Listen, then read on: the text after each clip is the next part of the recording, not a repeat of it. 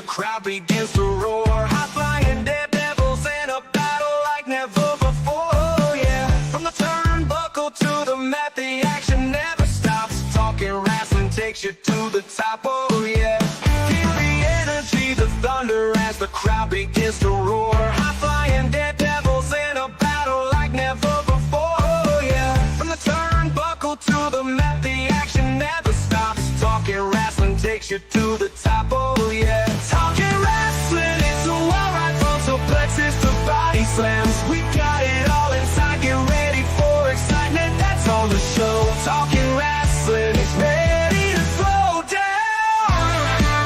Oh yeah.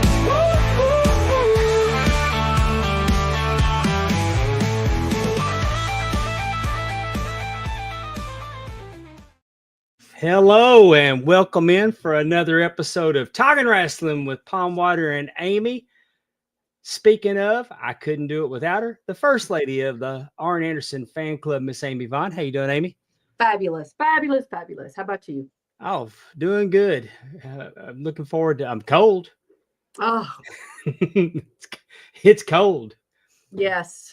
I'm not built for Yes. this. Me neither. I mean, Yeah. I'm kind of built for it, but I'm not. You What know kind I of weather mean? y'all getting up there? You getting snow or anything? Oh my gosh, no snow, but it was like 11 degrees. Ooh, It is just, yes, just, and I think it got to 19. So, I mean, today. So, like almost doubled, but it's still just so flipping cold. we But we no, it was dodged nice. we dodged the bad weather. I mean, it's cold. Mm-hmm. I mean, Mm-hmm. this morning it was like 19, 20 degrees. Whew. And it didn't get up very high today. But I mean, you look at New Orleans. New Mm. Orleans they're snowed. They're Yeah, snowed in. yeah. Pensacola, Florida, snow. Ocean Springs down at the beach, it's snow. That's Those areas crazy. don't normally get that. No, could you imagine if you were on vacation there to get away from this Oh yeah, weather and then it started snowing on you? I'd be like, I want a refund. but we were supposed to get some here, and it's like it hit the Mississippi River and turned and went north. Oh, yeah. So Now we were out of school last week, 2 days, because of the weather, ice. You know, we're a country school, county school.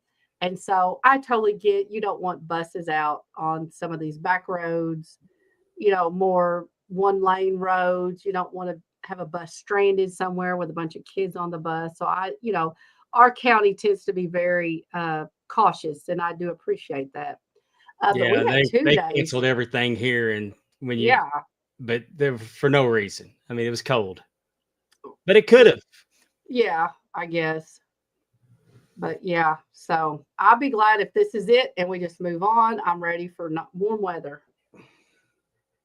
I'm never ready for warm weather to leave. You know what I'm saying? Like I always would like it to be nice. Yeah, I mean, I'm not complaining about the cold because I know it's going to be warm soon enough. So, um, I'd rather it be 95 than 25 any day. I Yeah. just can't do this cold weather. well, the thing is, though, is you can always put on more clothes to get warm, but you can only take off so much. This is true. But like for me, it's like my hands and my feet, my toes. Like once they get cold, of course, probably have some thyroid issue to go with that. But once they get cold, it's the hardest thing to get them warmed up. It's like I just can't ever get warm back up. So Yeah, might just be me. I've noticed it real bad in my fingers this year. Uh-huh. Uh, if my fingers don't just get cold, it hurts. Yeah. Yeah. So I've doubled up. I got gloves, and I took my hunting gloves, and Right. You're like that in work and out of a truck all day. Oh my well, the Lord. getting in and out of the truck's not the bad part. It's actually the loading of the truck in the morning. Oh, I So can from imagine. from 5 o'clock until 7:30. Right. And as long as it's not windy, it's not bad. Yeah. Oh, that's If true. but if it's windy, oh my Lord, More tolerable. Cuts through you. That wind cut right through you. yeah, it is what it is. And people like My New Canada, Year's resolution whatever. was to not get upset about things I've got no control over, and I'll assure That's you, right. I've got no control over it. Exactly. No, you're right. 100%. And there are places, Alaska, different places that deal with this all the time. And they're probably like, "Oh, amateurs." No. I'll tell you something else that I don't have any control over is is WWE and TNA wrestling. I think it's really cool. What do you think? Well, they've struck up a partnership, Mm-hmm. and Do we know any details? Like, or is it just kind of, I mean, specifics? I guess maybe not details, but specifics. Do you know? I'm going to tell you, Okay.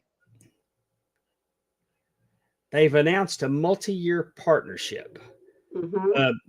TNA was already using WWE's platform to broadcast. But WWE is part of TKO Holdings Group, and TNA Wrestling, one of the top wrestling brands and a subsidiary of Anthem Sports and Entertainment, announced a multi-year partnership aimed at creating unprecedented crossover opportunities from WWE and TNA programming for NXT superstars and TNA superstars. And that crossover, they've already been doing it. Mm-hmm. And we've been seeing, I mean, we saw Masha Slamovic in the crowd. Right. We saw Joe Hendry's actually participated. Jordan Grace. There has been crossovers already with WWE and TNA. Right. It's just the quote here is that this historic relationship demonstrates that collaboration and competition do not have to be mutually exclusive.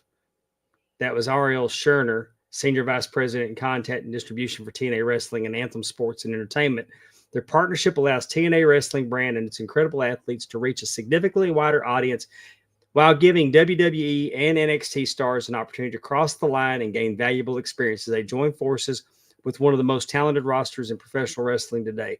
The response to our collaboration over the past year has been tremendous, and both companies have benefited. But the fans have reaped the greatest rewards with the talent crossover and the working relationship. Shawn Michaels said, "We look forward to growing and evolving our partnership with TNA Wrestling and its outstanding group of athletes by creating new opportunities to further the development of our talent and elevate the viewer experience at home." Nothing but good can come from this. True. I mean, the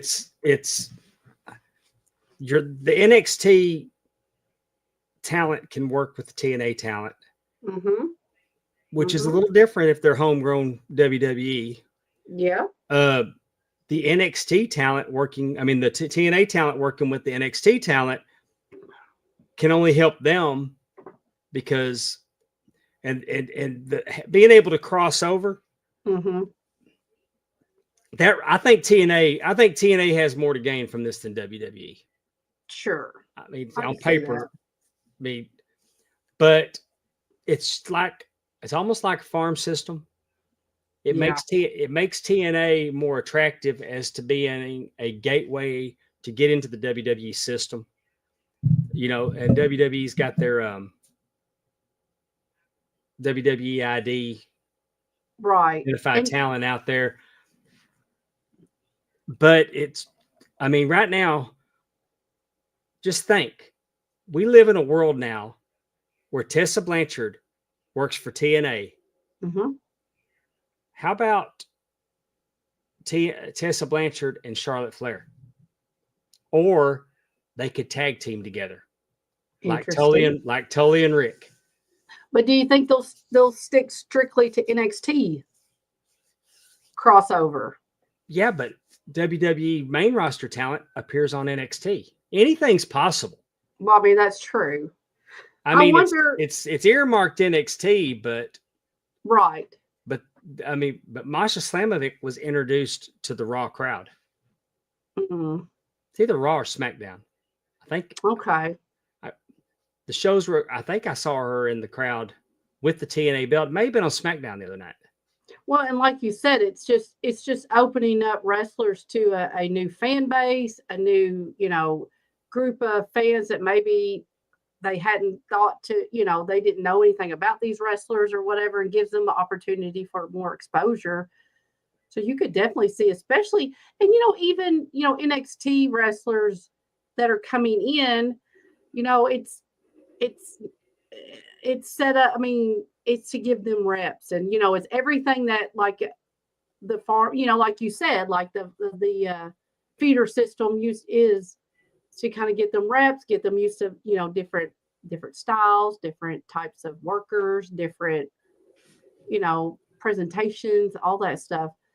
Just like you said, makes everybody a little bit more well-rounded. So I mean, I'm with you. I don't see anything that, you know, that could go wrong with it. I think it's, you know, as long as the partnership stays, you know, a partnership, and we don't And see like, you know, TNA getting stomped every, you know, like we don't need to see that. well, TNA is a very good product. Yeah. It's a very well produced show. It is a in ring, very very good product.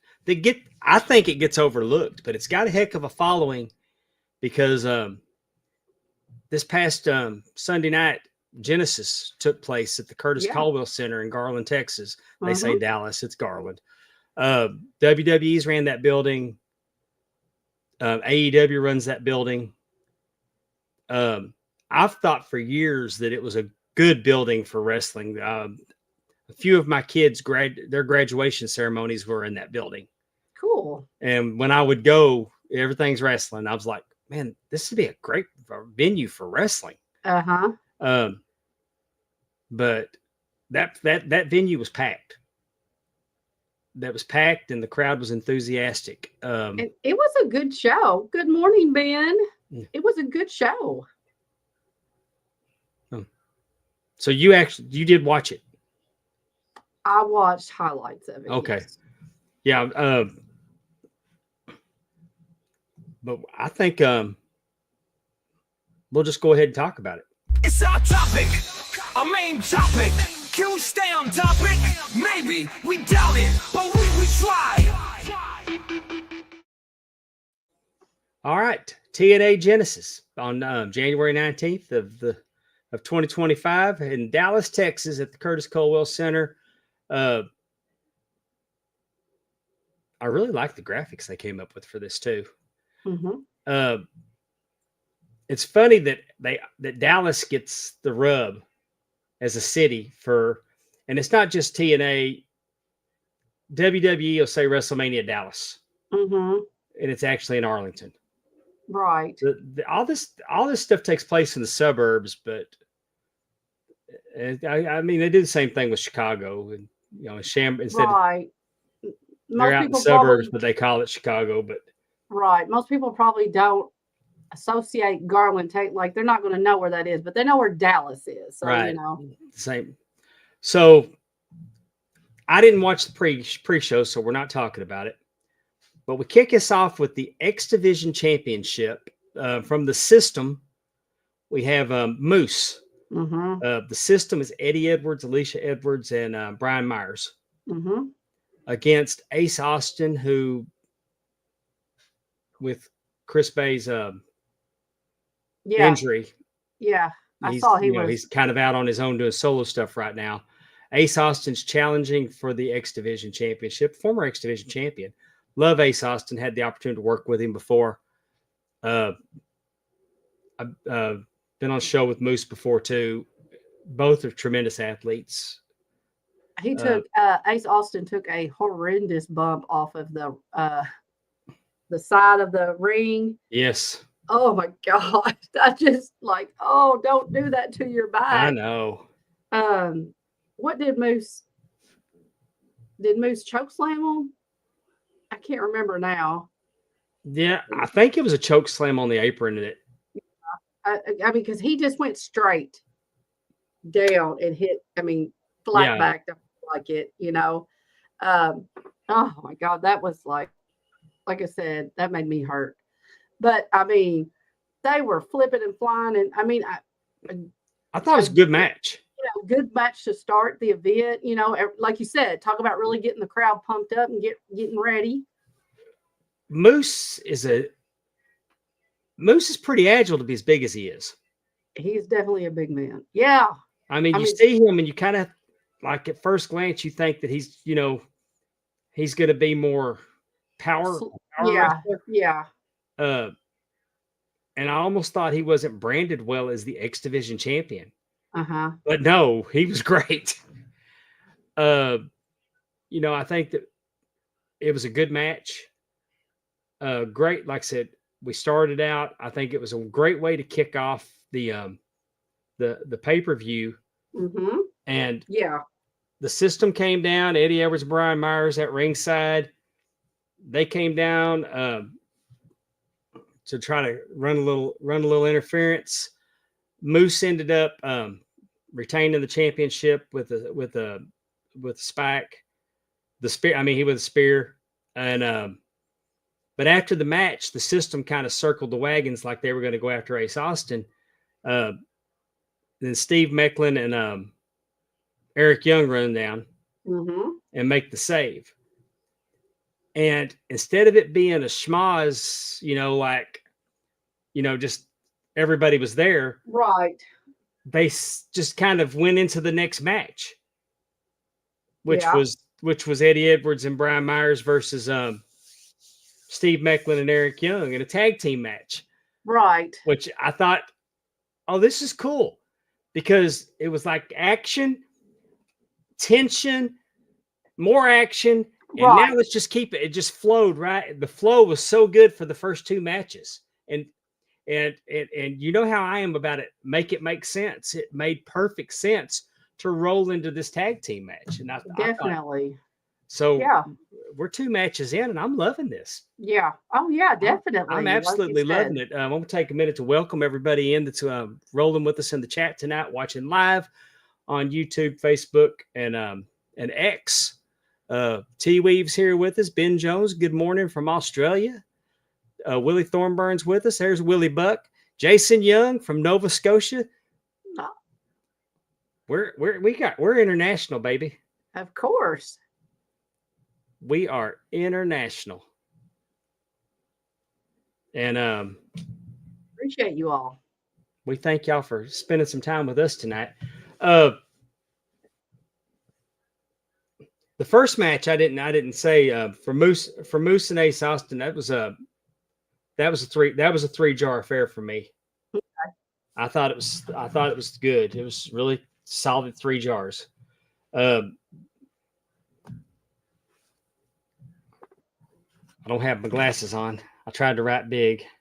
But EY and Steve Macklin get the win when Macklin spikes Myers. Good tag team match. It was another 3-star. Efren's in the house. It was another 3-jar solid match. And do you have a graphic for them, or is that the one we couldn't get? Oh, I just make it. Well, I knew you said there was one of them that we couldn't get. Well, it flowed, so I wasn't thinking about flowing and pushing that arrow. I understand. Hey, I'm Pondwater, and what can I say? That's right. I get it. I got caught up talking to the audience. And then I popped for Efren, and it's just. Then it was just. But I agree. Like that was a very that was a good match. You're right. The flow. Now, where's Scott D'Amore? Is he still with TNA, or did he do something with the NXT now? Like he's part of something. What is he doing? I'd heard that he was going to be with NXT.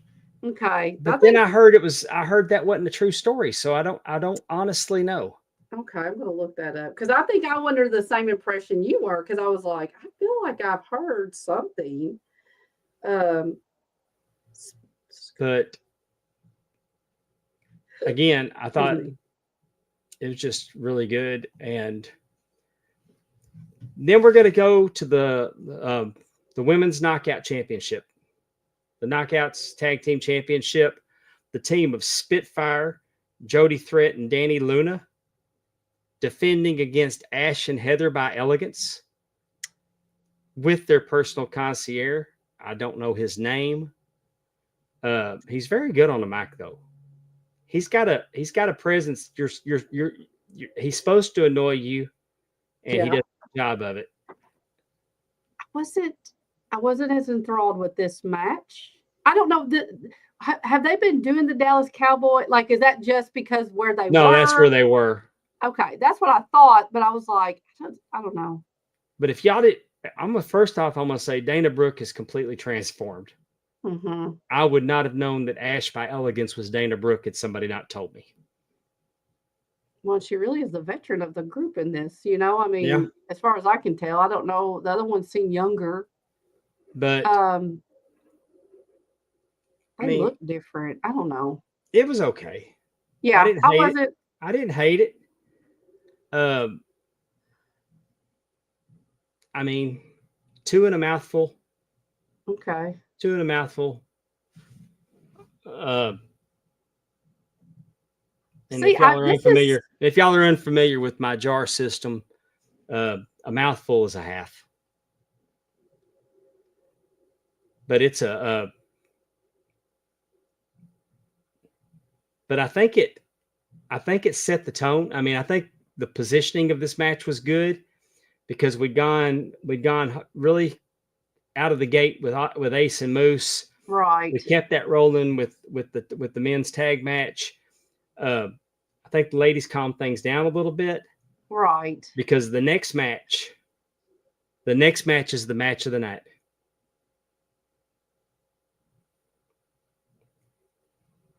The match of the night, match of the year, could possibly be a top 10 match in my lifetime.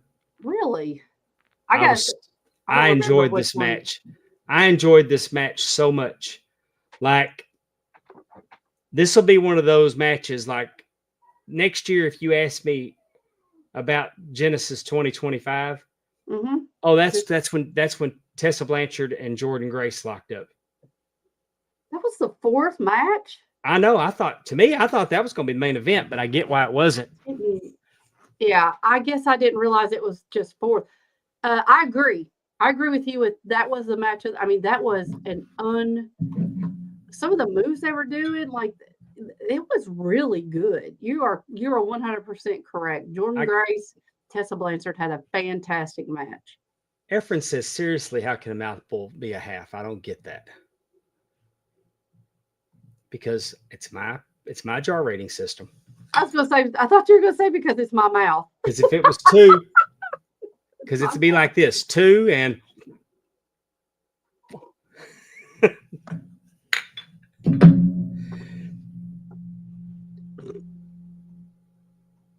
He's still contemplating. Anyway. That was 4th. I did not realize that. That's pretty interesting. Jordan Grace, who has transformed herself. I really like her with bangs. I really think, she is, when I say she's a beast, I'm not saying it in a disparaging way. No. I mean, she's built like a brick shit house. I mean, that woman has.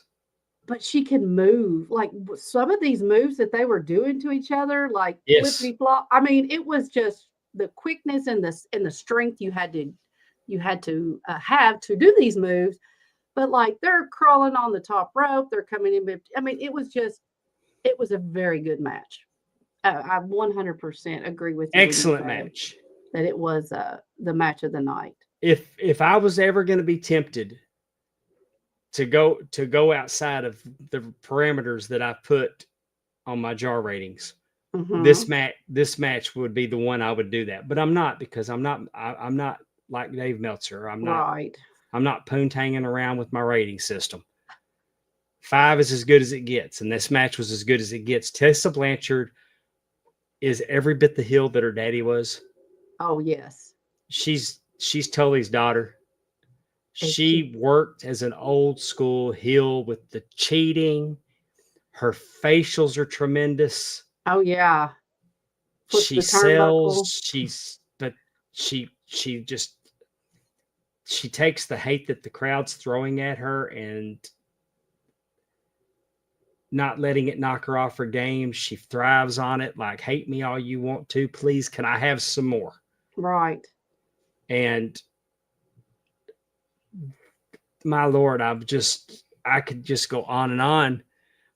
That this match with the false finishes, the battling I would like to watch it again just because there was so much in their move set sometimes that it was almost like I'm not exactly sure what they did because it was so quick, so tight, like whatever they're doing, they're like all intertwined. And, I would like to watch it again almost just to say, okay, she had her from behind. And I was, analyze it, I guess, in a sense.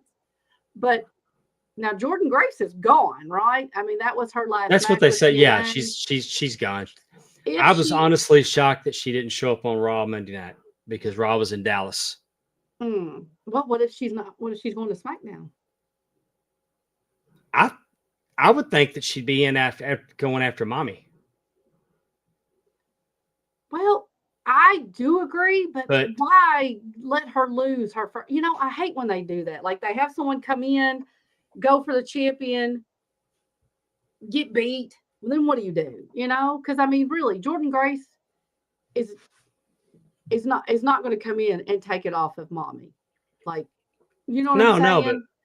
But I mean, but what I'm saying is that I do not like when they, they did that with Britt Baker whenever, what's her name was, who was it? When Britt Baker came back, who had the Tony Storm. So it's like, but you're not going to have a one, you know what I mean? Like you're not going to have her. No, I didn't say that she had to come in and get a match with her immediately. No, I know. But coming in and I hope they don't do that. Like I hope that's not what they do to her. Or maybe they'll send her through Jade Cargill first. I mean, tremendous bodies. You know what? What is going on with Jade? I mean, what are we doing? Is she? I mean, well, she got hurt. I mean, she got jumped backstage, but she's still training. They haven't gave up on her. No. Okay, so she's just there. She's still working out. Stuff. I mean, last we saw her, she had been slammed into a car, on top of a car. And that's right. So I mean, there's going to be the who done it, who did it to her. She's going to be out for blood, and right. But that will be at the. Do you think that'll be a WrestleMania? Yeah, I think that it's going to amp up Royal Rumble WrestleMania season type stuff. Because she'll probably Willie Thornburn thinks that the dark horse winner of the women's Rumble is going to be Jordan Grace. There's no doubt that she's probably going to be in the Rumble again. Yeah. I wouldn't be shocked to see Masha Slamovic in the Rumble as well. So, but this match, I mean, I'd hate to be anybody that had to come after this match. Yeah. Because this was, I mean, we jumped in here and we hit the throttle and it was 0 to 80 in 3.2 seconds, and just a great showing from both of them. And yeah, and it was a title change. What do they call it? The title. This was for a title, right? No. This was just a fight. Well, why did I think she? Okay. No, Masha Slamovic is the knockout champion. Okay, I don't know why I thought Tessa had a. Okay, never mind. No, this isn't a title shot. My bad. Sorry. I, for some reason, I thought that. But anyway, 5 jars, tremendous. Next up, we have Josh Alexander and Mike Santana in an I Quit match. It had everything you needed in an I Quit match. Mm-hmm. Oh, I wanted to go back to Tessa real quick. I was talking about her cheating. Mm-hmm. She was trying, like at one point, Jordan had her, and Tessa was holding on to the turnbuckle.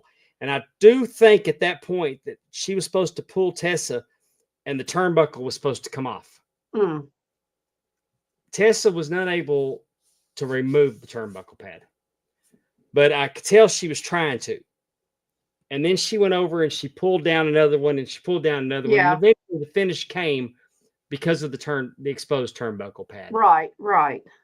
I mean, they didn't give up on that story.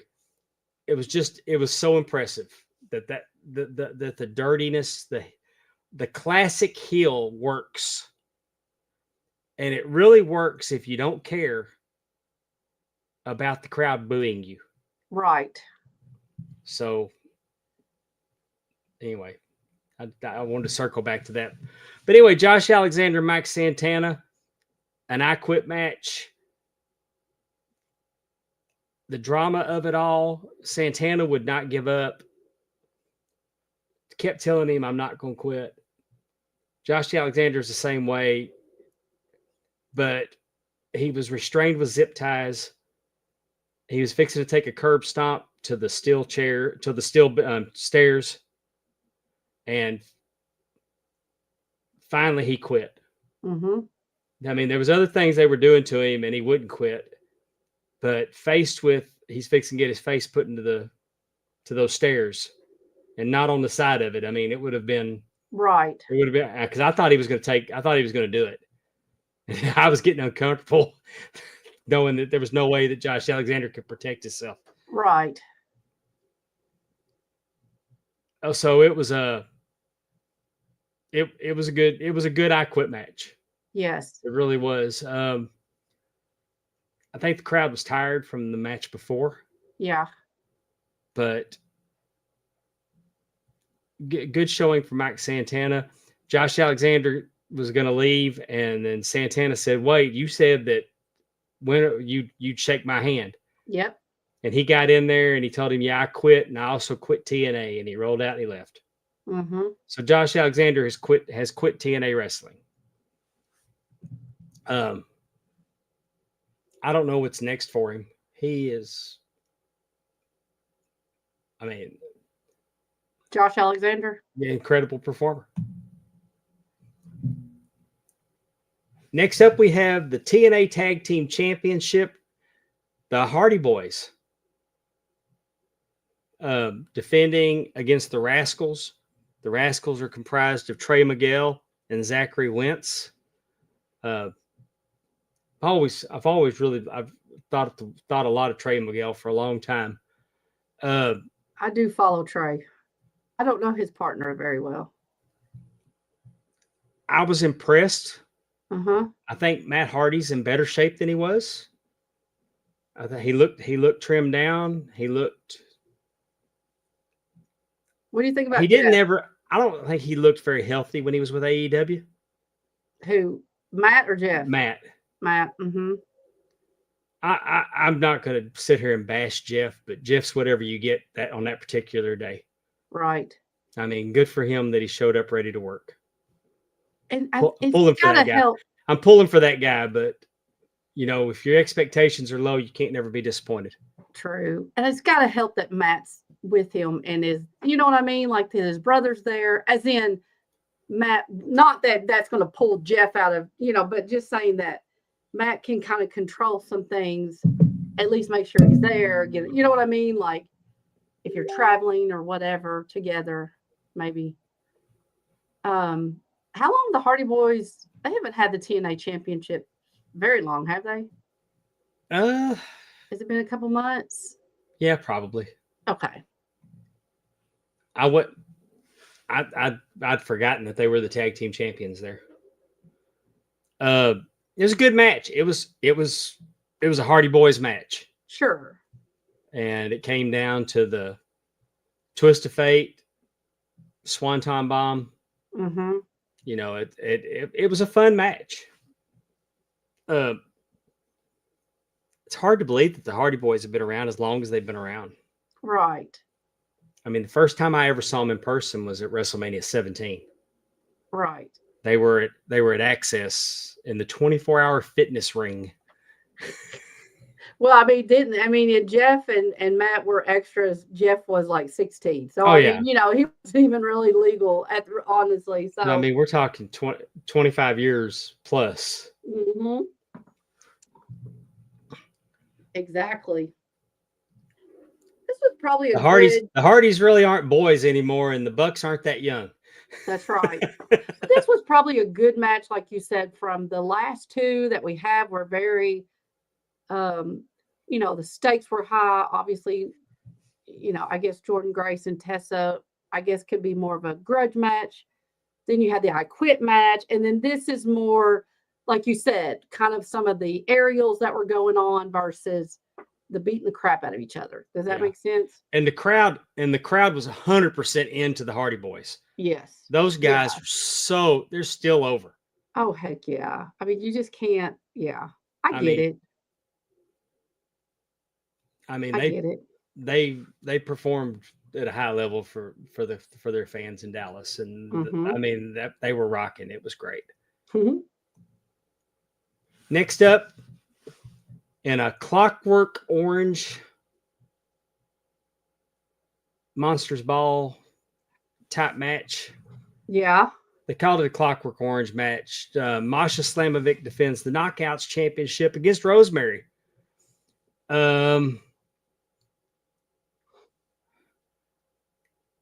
No disrespect to either one of these ladies. That's not my thing. That's not my type of match with, I mean, thumbtacks and it was a hardcore match, and I'm not, my personal taste, I don't care for hardcore. I mean, Masha's double tough because she stood up and she had tacks all in her back. I mean, she wasn't like trying to get them out of her back and everything. She was all about, she's standing on business. Masha's double tough. I got to referee for her at the wrestling show. No, not the wrestling showcase. At GCW. At GCW in Nashville. Oh, at Ric Flair's last match? Right. And it was an intergender match, and it was a very believable match. And who'd she wrestle? I just looked this up the other night because I get this guy confused with Speedball Bailey because they're about the same size. Now I'm trying to think. Who have you gotten confused with Speedball? Blackwood. His last name's Blackwood. Okay, I do not. Blackwood? Kevin Blackwood? Okay. Well, okay, let me look. Anybody in the chat? Anybody in the chat? It's GCW Nashville 2022. So I'm saying, but it was a great match. And if anybody knows me, knows I don't like intergender matches.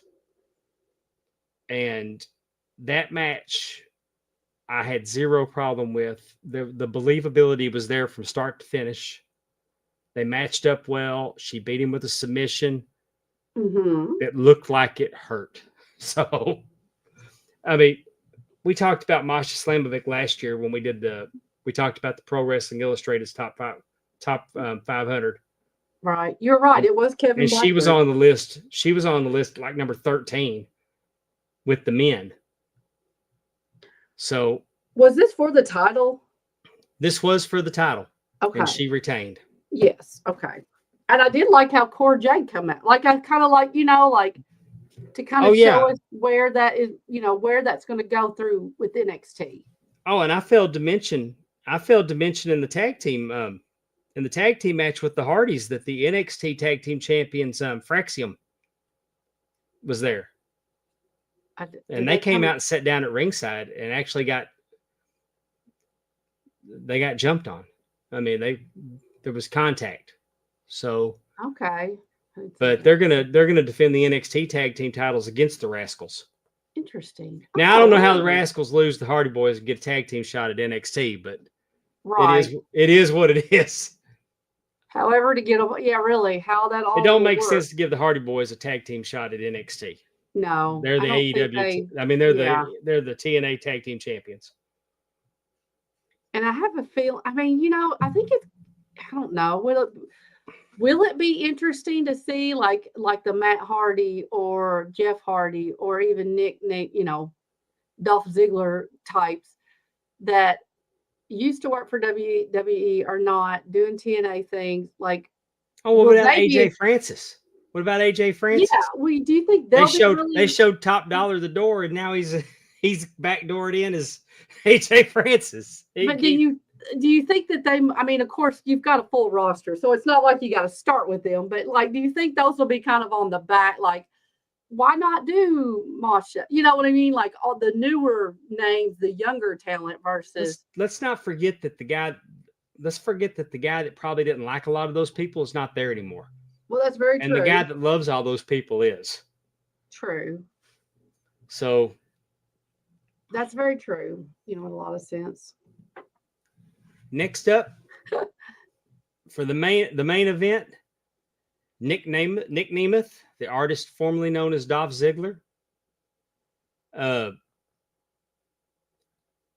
against I Believe in Joe Hendry. I want to say before we ever get started talking about this match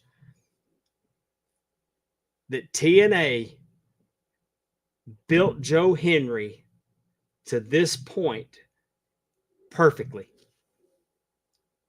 It wasn't hot shotted, it wasn't drug out too long. It was built.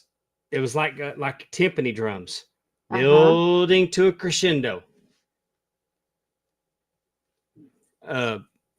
I literally thought the other night one of my favorite Elvis songs, and is American Trilogy. Okay. And if you haven't ever heard it, an American Trilogy, Elvis Presley, live versions are good. Just, it's, glory, glory, hallelujah.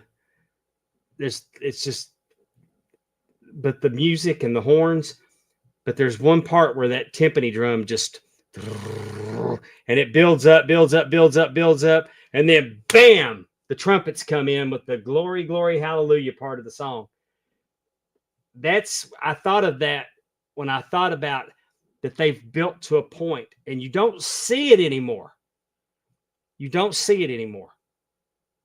And both companies are guilty. Both companies are guilty of either dragging it out way too long to where you just don't care by the time you get there. Right. But I'm riding TNA's nuts tonight. I know it because they've done it right. And this built up to it. Joe Hendry has been around for a while. Yeah. But this, like Bobby Roode got over with Glorious. Yeah. Joe Hendry makes these fun songs and does the crazy dancing and the turning around, looking at the camera. I believe in Joe Hendry. And I mean, we all believe in Joe Hendry. And I believe Joe Hendry will be in the Royal Rumble. Go ahead. Sporting that belt. That kind of makes me wonder about this pay-per-view. And in some ways, like, do you think the WWE influenced how some of these matches would go? As in, like Joe Hendry here. Like, you don't want him, you want this fight, like you said, the Royal Rumble's coming up. We're at the point now where, like, don't let Nick beat him, put the belt on him. Do you think they were having some of those kind of talks about? No. You don't think so? No, I think that Tommy Dreamer's probably the most underrated booker. You look at this, you look what he's done. Tommy Dreamer is an incredible booker. How long has he been booking for TNA? Since Scott D'Amore left? I want to say before Scott D'Amore left. I think he's been with them for a while. Okay. I didn't know how long he's been with them. But Tommy Dreamer's got a mind for the business. Well, he was. I don't think Vince McMahon knew what he had when he had him. Well, he was Paul Heyman's right-hand man. He probably did a little bit of this, a little bit of that. Pretty much like everybody in ECW, but he probably learned from Paul. Tommy Dreamer. You know what I'm saying? Like, Tommy Dreamer's going to be appearing at MPX Wrestling in the Texas Rumble. Really? Yes. He comes in there once or twice a year for MPX, and so shout out to our friends over at MPX and their upcoming Texas Rumble. Man, I'm gonna be in Dallas in April. I'm definitely gonna. But the only bad thing is when I'm there, it's the week of the WrestleMania, so everybody will probably be in Vegas. So I probably won't have any shows. I know of all the weekends of all the weeks I get to go to Dallas. MPX will run that week. You think so? I mean, Yeah, they run on Friday. Friday. They don't. I think they run on Friday nights. So Oh, I'll be gone. they'll do Darn Friday it. nights. I mean, they may run the Friday night instead of Saturday. Yeah. I want to check it out. But I've just figured I'm like, great. Everybody's probably going to be like, everybody has something going on during that WrestleMania week. I mean, it's because Yeah. all the fans are there. I was like, that's par for the course. I get to go and it won't be able to be there. This was a good match. This was every bit of 4 jars. I mean, I liked. It's hard to compare anything after seeing Jordan Grace and Tessa Blanchard. Right. You know, And you're gonna say, Dave, if you love this so much, why did you give it 4 instead of 5? Because they did because they did that formula that I can't stand, is where they both had to kick out of each other's finishers. uh-huh. They And both again, Dolph kicks out. I mean, Nick kicks out of Hendry's, and it's not a choke slam. He picks him up and he's got his hand in his chest, and it comes down. It's called standing ovation. And okay. at one point, Frankie Kazarian shows up with the yes. Call Your Shot trophy, which yes. is Money in the Bank. For it is what it is. Right. They've got a trophy. It's a loving cup. He brought it down like he was going to cash in. Nick's brother Ryan jumped the rail, but so did JBL. I seen that. JBL comes in, clotheslines Frankie Kazarian, turns around, clotheslines Nick Nemeth, leaves them both laying. Show up, clothesline, leave. Yep. He's everywhere. He's everywhere doing that. Yep. I would not be shocked to see him on AEW before sometime this year. I mean, he's been everywhere else. He's been to GCW. He's been to TNA. OVW. He was at OVW. OVW. He showed up at a show for Hornswoggle mm-hmm. and hit him with a trash can. I mean, our boy's everywhere. Very true. And now he's on ad-free shows. He's on ad-free shows with Mr. Briscoe. And he's also filling in for Bruce on Something to Wrestle. And I have a feeling he'll be around after Bruce gets back. Definitely. And he's got great stories. I'm a huge fan of JBL. Well, and I don't know if this happened to you, but me and my husband got in the elevator with him at Waterloo. So I had several conversations with him in Waterloo, and I met him at WrestleMania in New Orleans a few years ago. Bruce introduced me. I got a great picture of me, him, and Bruce. Oh, cool! And we're all three laughing. It was awesome. Did you see where I do believe New Orleans is getting another WrestleMania? It's rumored. I thought I saw it come across, but maybe not. I saw that they're in the running. I didn't know. I didn't know if it was official. I don't know. I caught a glance. I'm having problems with my contacts, so I caught a glance of something, and maybe I shouldn't have said that out loud. I'm not mad at it because it's 3 hours from my house, and I can drive down there for. I don't really care to go to. I don't really care to go to the show. Right. I mean, I think it is. If I got hooked up on tickets, I would go, but I'm not paying hundreds of dollars. Right. But if WrestleMania's in New Orleans, then I could probably go down there and get booked on several shows. Yeah, I mean, I think it actually. I mean, I would love it to be that close. Yeah, I was going to say, I think I like the idea of being in the stadium for it, but man, it is so nice to watch it on your own TV. I've been to WrestleMania in the Superdome, and it's a tremendous production.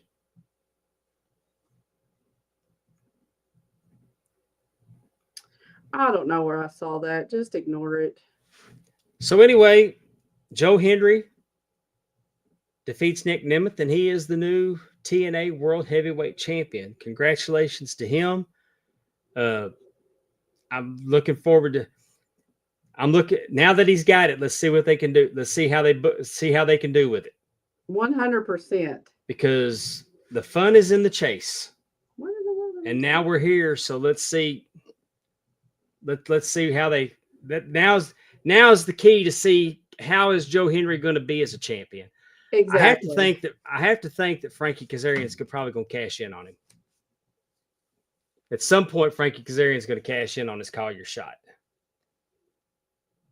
How is it set up? Like you have a year, or is it? Do you know? I don't know what I don't know what the expiration date on it is. I don't either. I'm just curious if that, like I said, if it's kind of set up the same way, which would make sense. A year, that's real easy to figure out. You know what I mean? Like, don't say 6 months or something kind of crazy like that. Right. It might be a little bit harder to figure out. Maybe it was just a rumor. I thought I could have swore. Let's see what it said. I saw that there was. Oh, it is. It's rumor. A consideration. Sorry. I mean, it goes to the highest bidder. Yeah, front runner. All right. You want to do trivia or do you want to do movies? Let's go ahead and do trivia. Okay. I'm for it.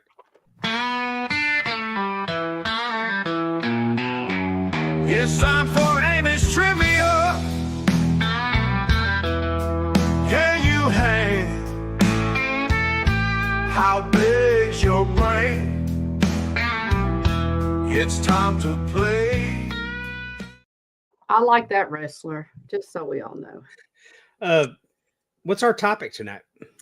Well, of course, it is the Royal Rumble because we are in Royal Rumble season. However, Stephanie, our producer, is the one that helped me pick which one because I asked her to give me a number and she told me 15 because that is what her granddaughter's number is. So therefore, we are looking at the 15th Royal Rumble event, which was Royal Rumble 2002. Got memories of that? Royal Rumble 2002. Yep. Do you remember where it was held? Was it Atlanta, New Orleans, Boston, or Miami? I'm trying to think.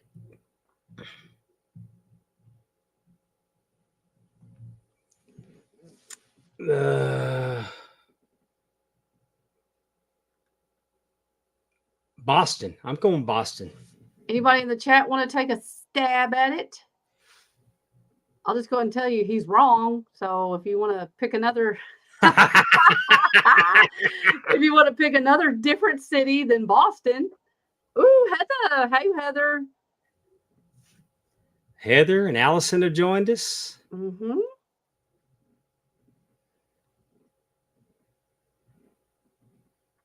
Well, you know what? Heather jumped right in and got it right. It was Atlanta. And you know what? It was actually on January 20th, 2002. So literally 23 years ago, practically, almost to the day. So that's kind of neat. Next question. Oh, yep, Atlanta. All right. This is a little bit of a mouthful. So the winner of this 2002 Royal Rumble received a match, right, for the undisputed WWF Championship at WrestleMania 18. So we got this undisputed WWF Championship by unifying the WWF Championship belt and the WCW World Championship belt at what previous pay-per-view? Like I said, I know it's a mouthful. So you have Vengeance, No Way Out, Backlash, or Survivor Series. So they took those two belts and they unified them at a previous pay-per-view. And then that is what they were going to be going for. Because now they only had one belt. Well, I was going to say, because I know that Jericho unified them. Yes. And yes. It was a triple threat between Jericho. I was gonna say Backlash, but Andrew Hermes said Vengeance, and I'm not going against Andrew Hermes. That's probably wasn't. He knows his shit. He knows his stuff. Oh, you know, that's right, Andrew. Triple H was on that poster for Vengeance. It was Vengeance. Very correct. Good. And that was literally the pay-per-view the month before. So they had just unified them in December. And then we're on to the Royal Rumble. And again, right now, we only have one championship. Because, they like to go back and forth. And so then I think it was up until 2014 was when the next time we had two belts. I don't like down, so they could I'm not a go. 2-belt guy. I mean, to me, if you're going to be the guy, then you can't go 2 television shows a week. Right. I think it waters championship down. If you're the champion, then you're the champion. But I come from the territory days, and that's just, I've never been a fan of Raw having a champion and SmackDown having a champion. I mean, because you're not the world champion, you're the television show champion. Yeah, that is kind of a weird. And Andrew, as always, the historian, that is right. It was Angle and Austin fought each other. Obviously, Austin won. Rock Jericho fought each other. Jericho won, and then Jericho went on to beat Austin. So that's why he says he beat Rock, he beat Austin. It wasn't a triple threat. I'm sorry. This is the way it was set up. So he had to beat both of them to actually become the undisputed champion. I was so shocked when Jericho won that. I never in a million years thought that he would have been the guy to unify them. It's kind of, I mean, that's not disparaging. And that's not disparaging. He came from WCW, and I would have figured that something like that. I mean, I honestly thought that it would have been Triple H, but how are you going to discount Austin or Rock? Right. And I think for Jericho, I think that they put it on Jericho just to, let's screw with everybody, because they're not going to see it coming. And he was right. Never in a million years did you think that Jericho was going to beat The Rock and Austin in the same night to become champion. I know. Andrew, how come he says they wanted it to be Angle up to the day of the show? Why did they change it? Do you know, Andrew? Why did they change it from Angle to Jericho? He'll let us know, suppose. Yeah. Oh, to be a surprise. Oh, was this the days of Vince Russo? It was a swab. Maybe so. All right, next question. Hey. Oh, yes. Great joke. And it's do you want to put it in the private chat and I'll tell you? No, I heard it. And I'm going to say it because I try not to, I don't try to do anything political on here, but true. I heard that Donald Trump was going to put Vince Russo in charge of the wall down at the border. Okay. That way nobody would get over. Ha ha ha. Ba-da-ba. That popped me when I saw that on X yesterday, and that popped me. It really did. That is funny. No one would call it, and the plan was always Triple H. And he was injured, correct, Andrew?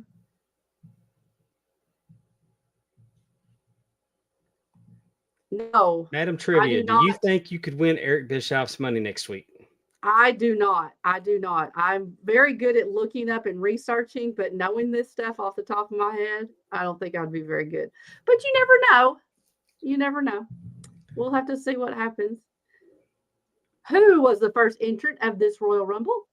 We got Matt Hardy, Rikishi, Edge, or Hurricane Helms. Ooh, Heather's quick. Were you at this Royal Rumble, Heather? Heather Whitley says B. Mm-hmm. And she said it quick. She did. She really did.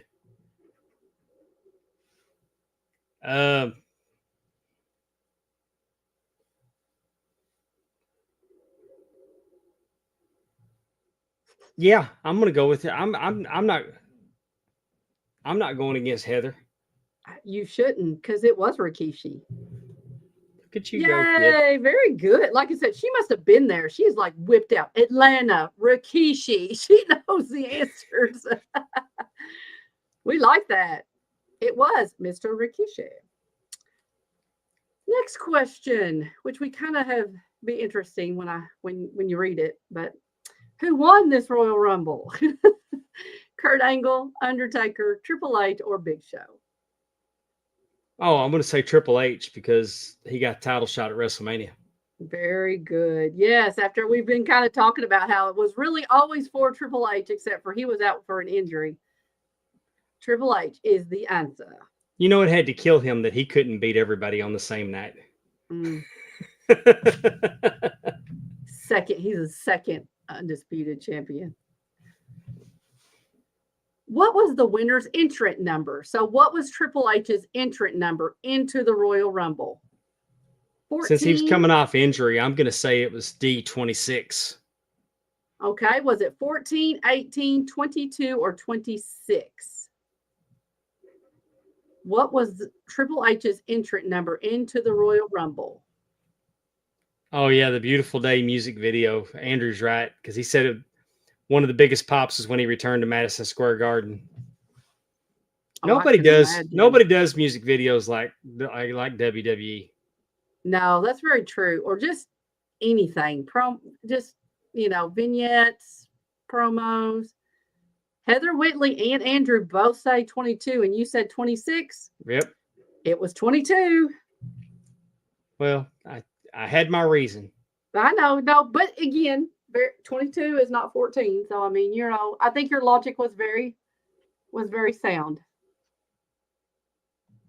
All right. 2 superstars had the most eliminations in the match with 7 apiece. One was The Undertaker. Who was the other? I am such a child. Was it Big Show, Rob Van Dam, Kane, or Stone Cold Steve Austin? Who was the other superstar who had 7 eliminations during this match? I feel like Peter Griffin on The Family Guy. Duty. Lord. Oh, my Lord. 2002, I'm going to say Big Show. I think that they had the bloom come off the Big Show by that point? I don't think so. This is only 2002. No, it was Stone Cold. Stone Cold showed out. Stone Cold showed out in that Royal Rumble. That was Stone Cold. You saw Heather Whitley hit D, so you're like, I'm not. No, I didn't. I wasn't looking over there, but it was D. Stone Cold Steve Austin. I feel like we had just recently talked about that. He had that in Oh, you had that in last week's trivia. No, that was another Royal Rumble. Oh. That was a different one. I'm sorry. I need to go take care of my dog.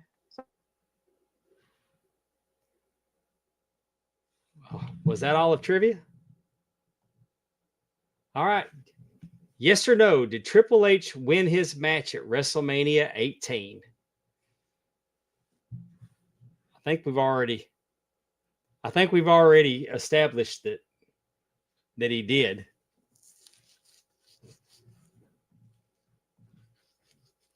Heather Whitley, I know a lot of useless information.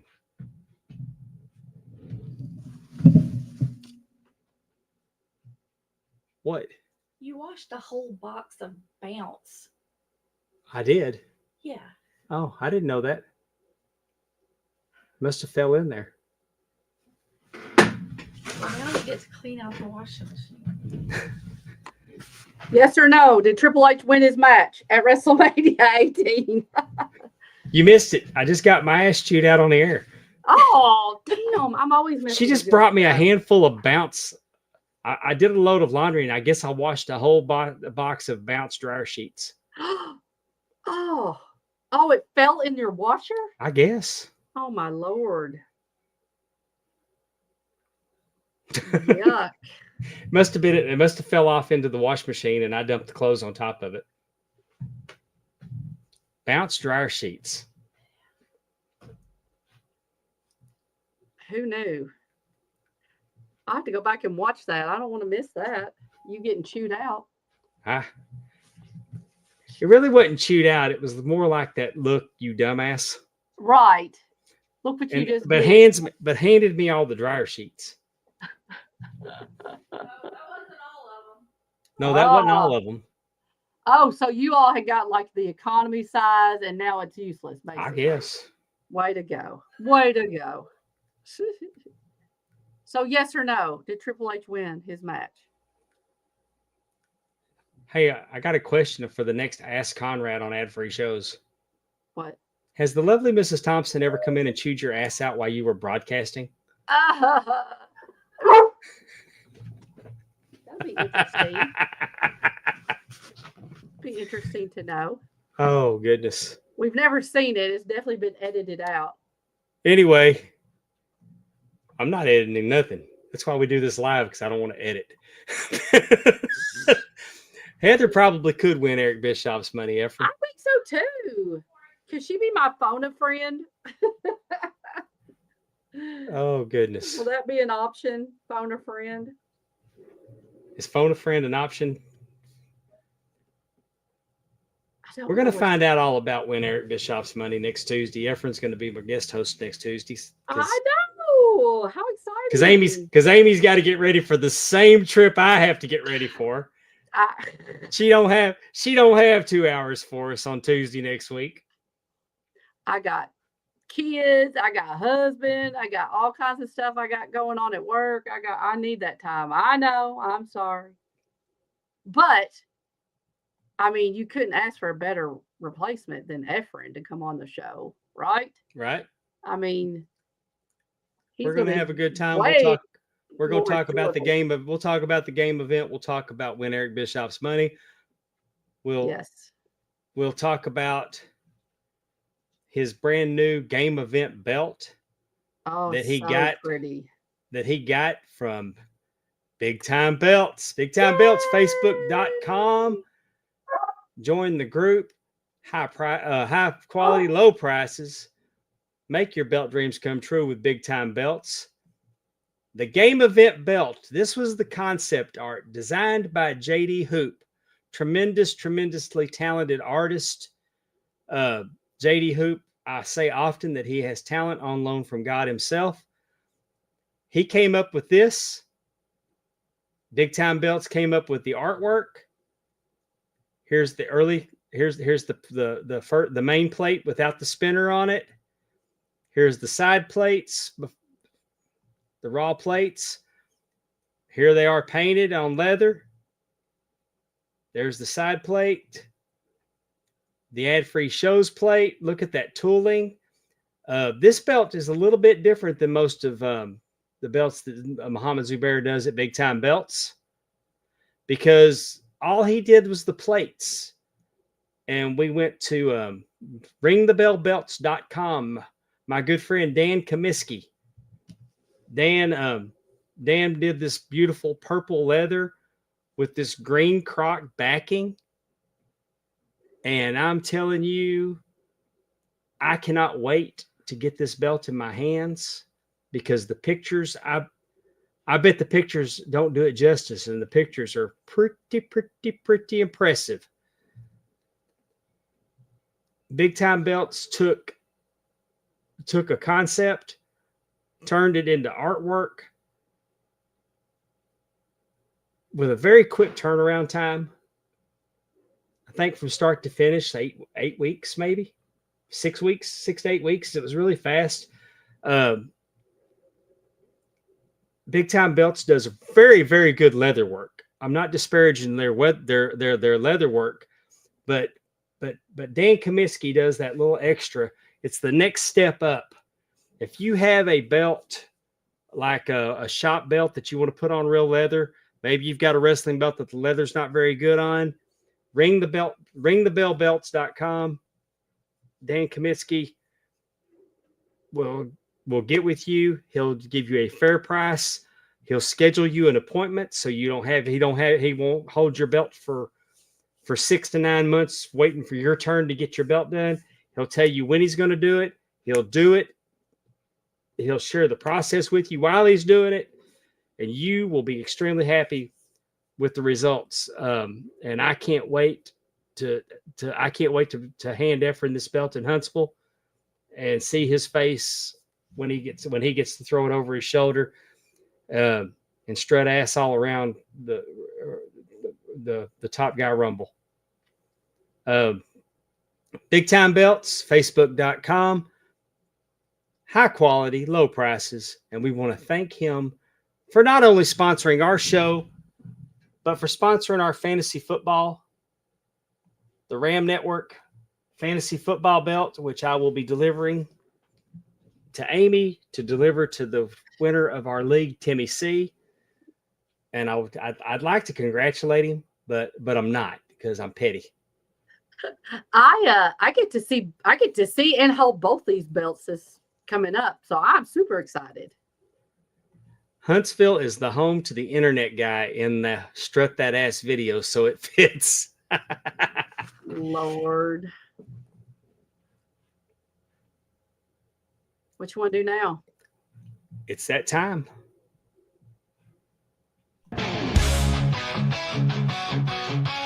Dog Water Rankings! Jamie and Amy doing their thing! Our jars are the best. If it's only one jar, just give it a rest.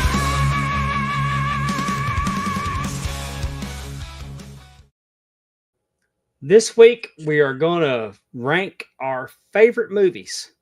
Mhm. And would like to remind you that the rankings, 5 jars means I can't recommend it enough. 1 jar is just, it is what it is. The 1 jar does not disparage what we're talking about. It's not like 1 jar is a movie that sucked. It's just that's where it's at on our scale. So we're going to rank them 1 through 5. And then we're going to share. Then we're going to share the one that then we're going to share our least favorite movie of all time. Did you say that because of what my number 1 is? No, Say, so you're like, that doesn't mean it's not good. no. I just was explaining how we do it. I'm going to try one more time to have. You already told me we were going to have some heated discussions on some of these. We're not going to have graphics on our hated ones. That's okay. So let's start with Amy. Mm-hmm.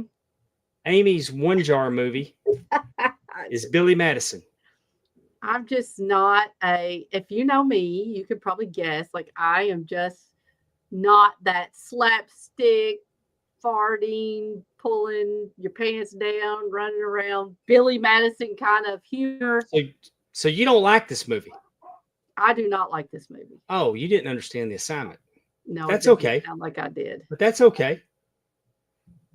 But it's not bad, but it's just not. Now hold on, I gotta go let my dog. It may be my least favorite Adam Sandler movie.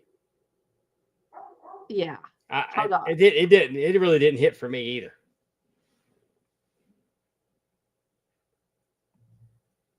My 1 jar movie is The Iron Claw.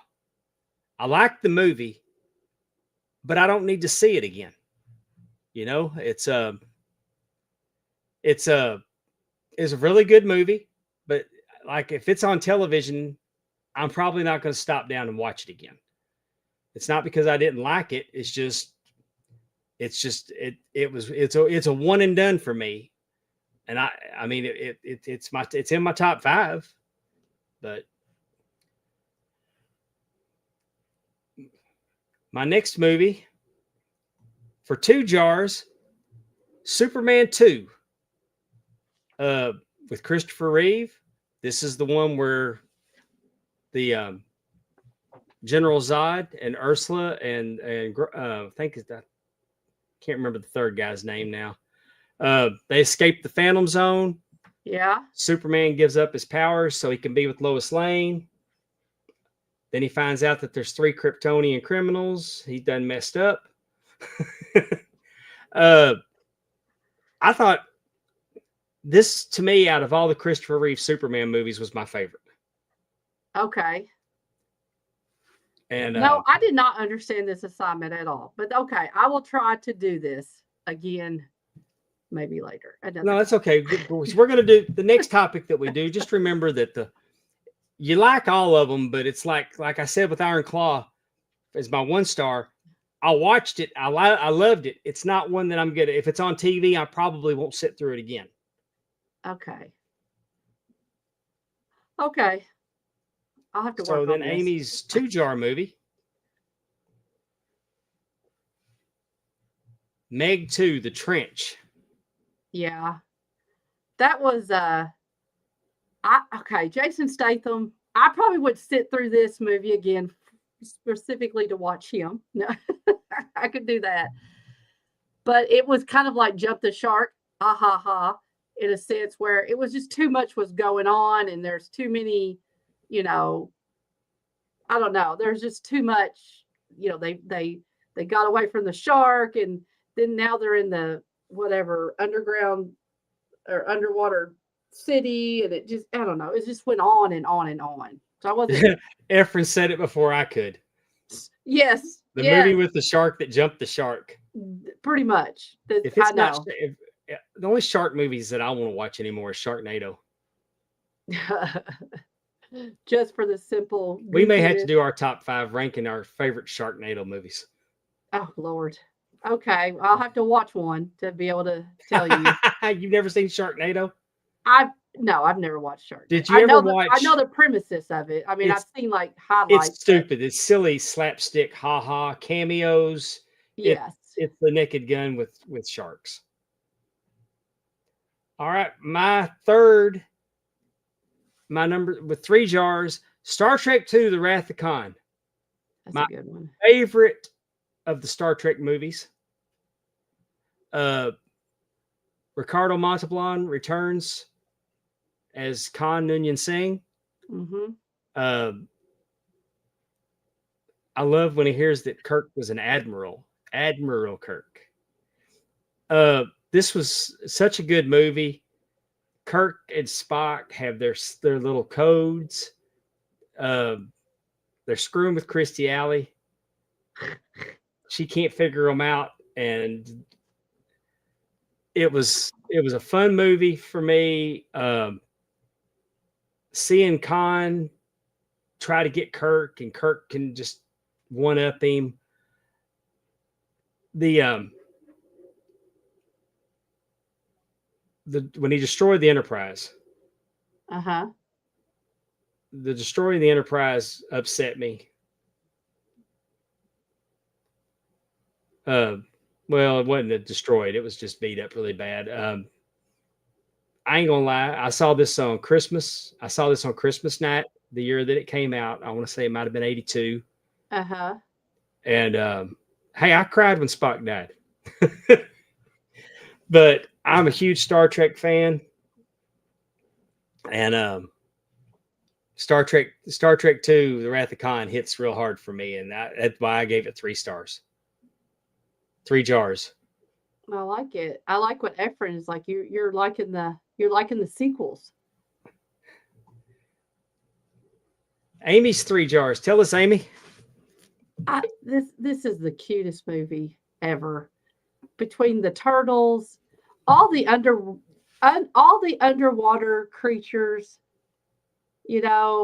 Nemo getting swept off and Dad having to go find them, but all the different characters you meet on the way. You got Dory, you got Bruce right there, the Hang 10 turtles.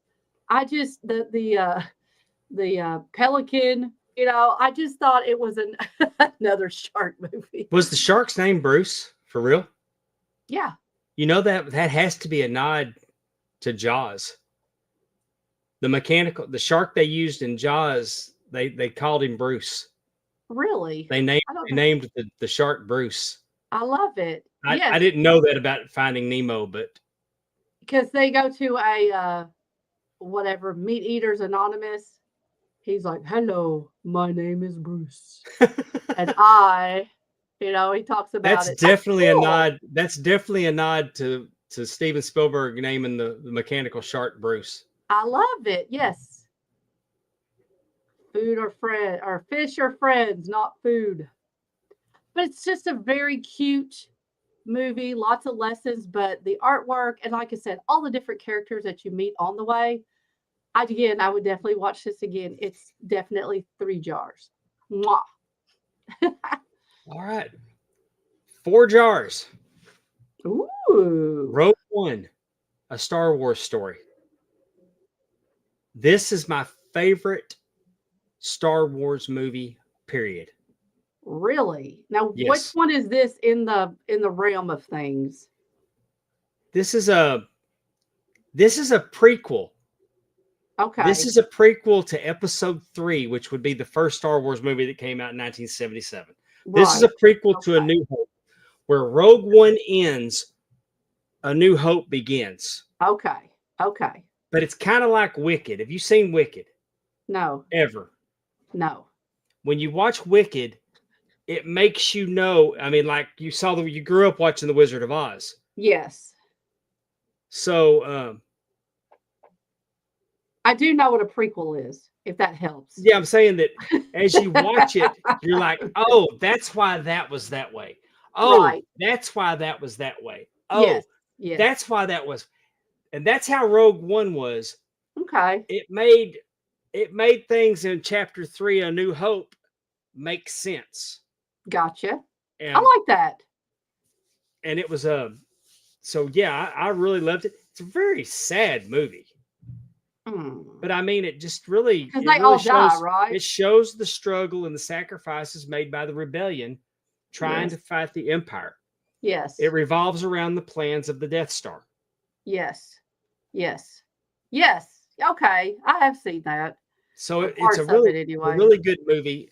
4 jars. I will stop down and watch this. If I'm flicking channels and Rogue One's on, I'm in. You're watching it. That's Yes. cool.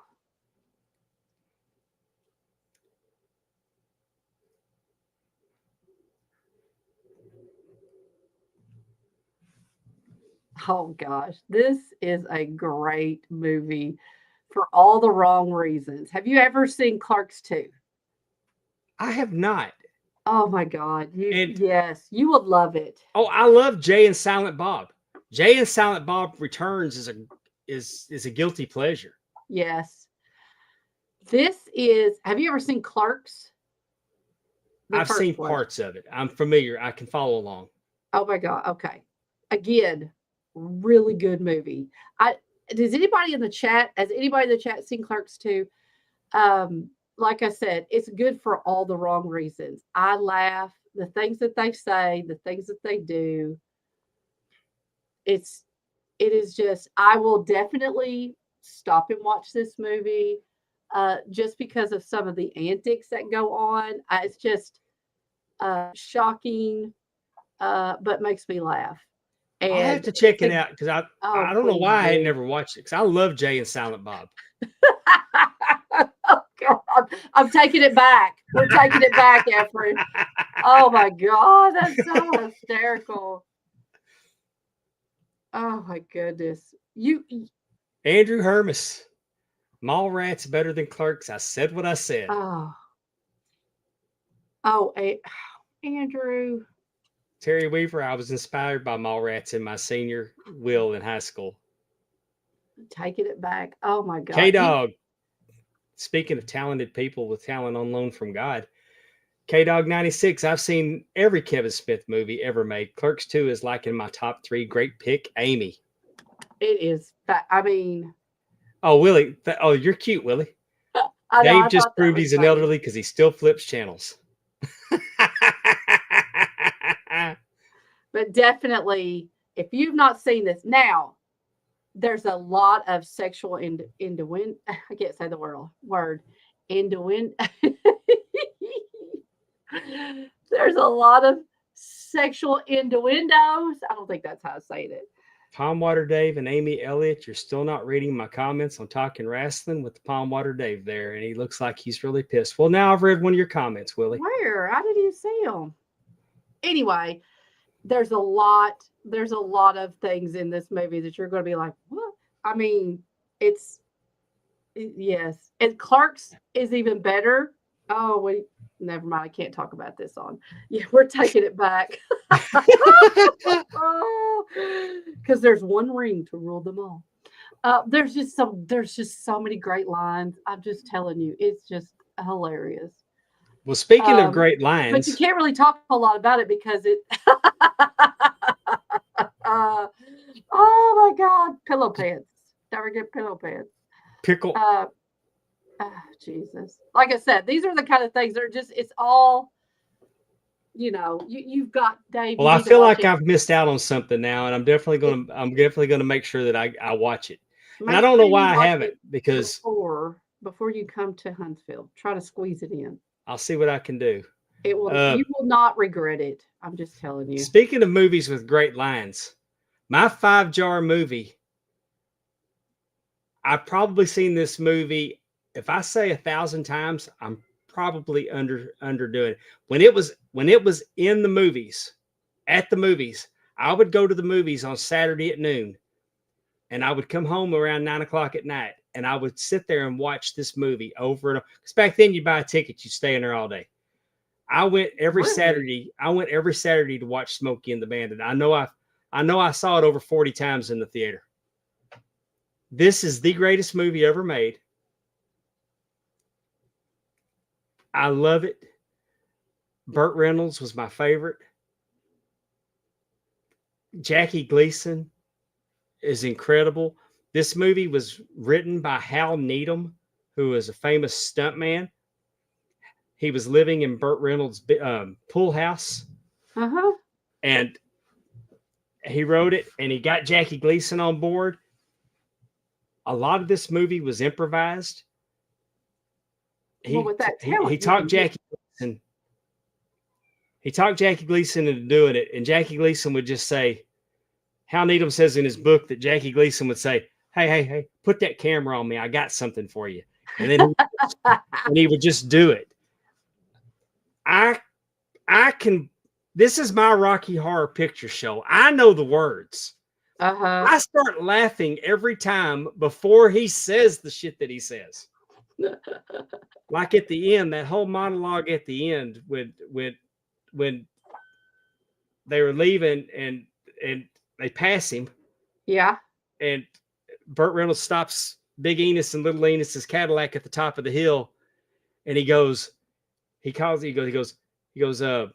Sheriff Buford T. Justice, please. He goes, who that? He goes, this is Bandit Darville talking. Where are you, you some bitch? He goes, before I tell you where I am, Sheriff, I just want to tell you must be part coon dog because I've been chased by the best of them. And son, you make them look like they're all running in slow motion. I just wanted to tell you that. He goes, well, thank you, Mr. Bandit. And as the pursuer, may I say you the goddamnedest pursuee I've ever pursued. Now that the mutual bullshit is over, where are you, you some bitch? I love this movie. I wonder if anybody in the chat has seen it. Because what year did this come out? 1977, 78. 1977, 78. It was so incredible. I loved it. I had the album, and the album would put little parts of the movie in it. Oh, some of cool. the funny stuff. Well, now y'all have a movie if you haven't seen this one. Oh my God, I can't imagine anybody. And what's funny is for years, the edited for television version would be played even when you could say the stuff that was in the movie on television. They wouldn't go back and play the unedited version. Oh, that's funny. Like, we're still going to we've already done we spent all this money for it. We're just going to have to do it. They just kept playing it, and I think at one point they had Jackie Gleason they edited it to Scumbum. That sounds about right. Something that makes no sense. But I just recently saw this week a TV clip. They had some kind of party for Burt Reynolds on television. And Jackie Gleason walks out dressed as Buford T. Justice and does a whole promo about, I'm going to catch you. I'm in hot pursuit. How cute. But it's my favorite movie. If Really? I was on a desert island and I could only watch one movie for the rest of my life, that's on what you're loop, doing, huh? it would be that one. Well, Willie Buff's right there with you. He gonna be watching it too. Clark's too. I definitely this one right here. Like, you just can't. This to me, what just really opened like this whole new genre of movies where you had the end and you worked your way back. And everything about this movie was hilarious. I mean, just an absolute hysterical. You've got your, brother. You got this guy who drugs them. Exactly. You've got, it's just every bit of it is just, he's singing, we're the three best friends that's ever have been. You know, like it's just, this movie is just fantastic. Love watching it. Oh, it's Um, hilarious. I've seen it. I would have slipped if I would have been part of that crew in the Hangover on that Vegas trip. Y'all know I'd have been asleep. I'd have passed True. out. But Just waking up and all that stuff, and then like you said, having to go back and like trace your steps. And, and I mean, you can't beat that one scene with Mike Tyson knocking out Zach Yeah. Galifianakis. I mean, you know, just to the beat and it is just, every bit of it is just awesome. And like I said, 5 yards, would watch it, would recommend it. Again, language, you know, like we just can't, but the way the movie was, like I said, starting at the end and working your way back, or middle, I guess, because they still had to find the dude, but it was good. Now, you know, Hangover 2 and 3, like you're getting a little, you know, it's sometimes you're it's fine, but you're getting a little bit too much at that point, you know, like sometimes too much of a good thing is not a good thing, yeah. you know. But I love, he lost his tooth, he got married. I mean, just to say, it's just, he's got this baby now. Like I said, it's just all We're gonna great movie. Just a great movie. I'm gonna try one more time Okay. to see if I can get this to load. Okay. For some reason, this PDF does not want to load.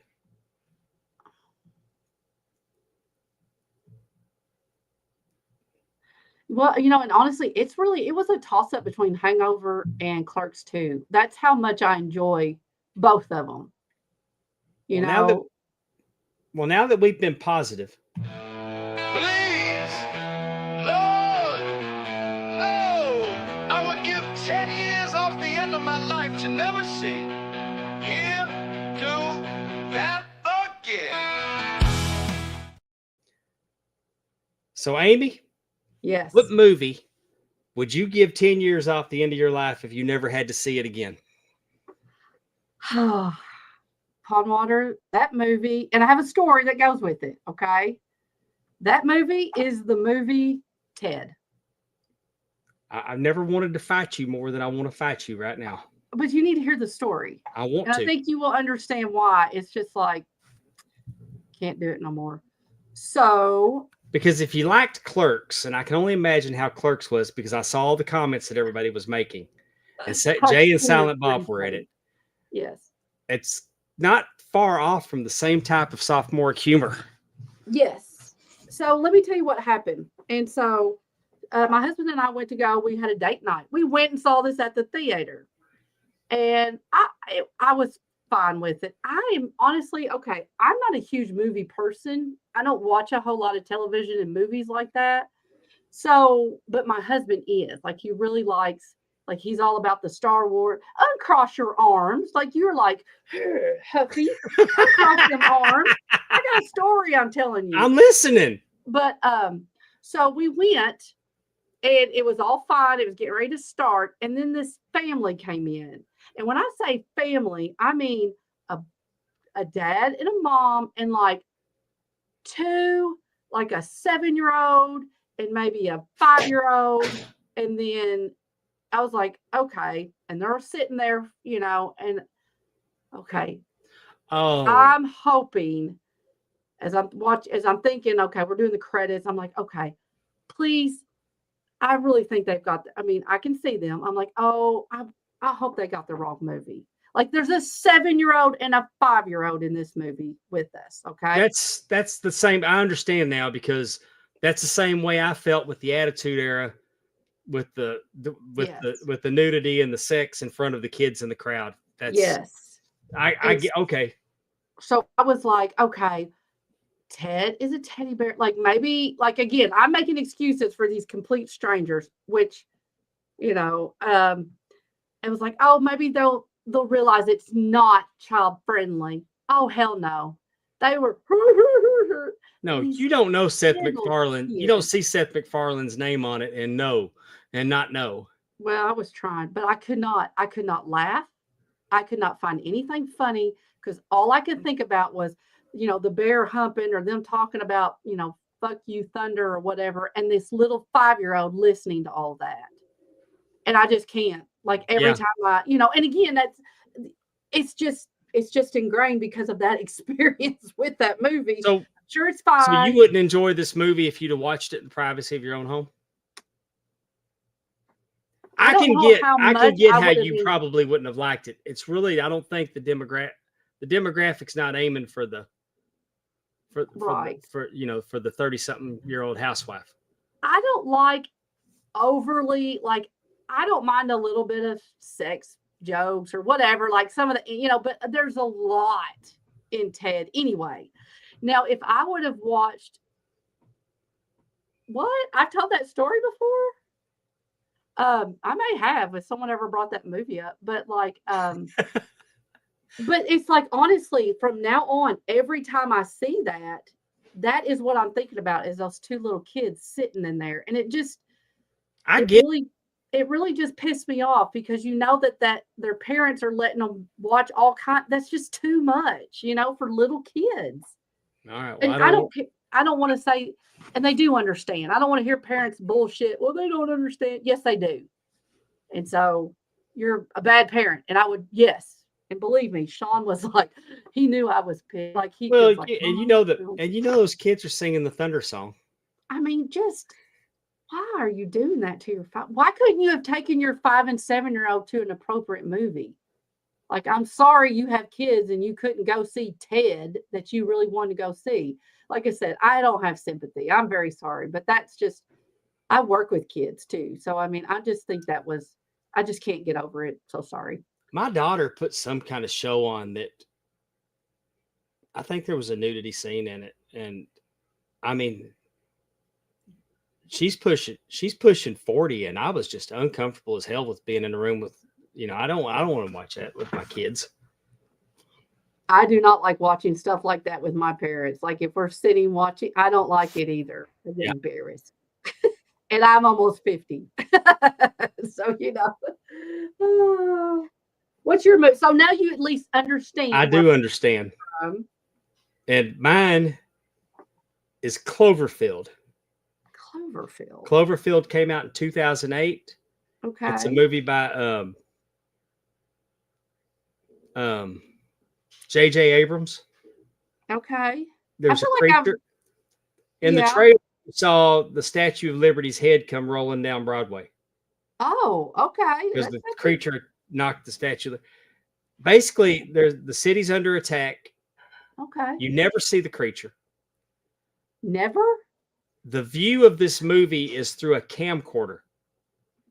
So when the person is running, you're watching this jerky video because it's all first person from the person carrying this camcorder, which, by the way, has a battery that can last all night.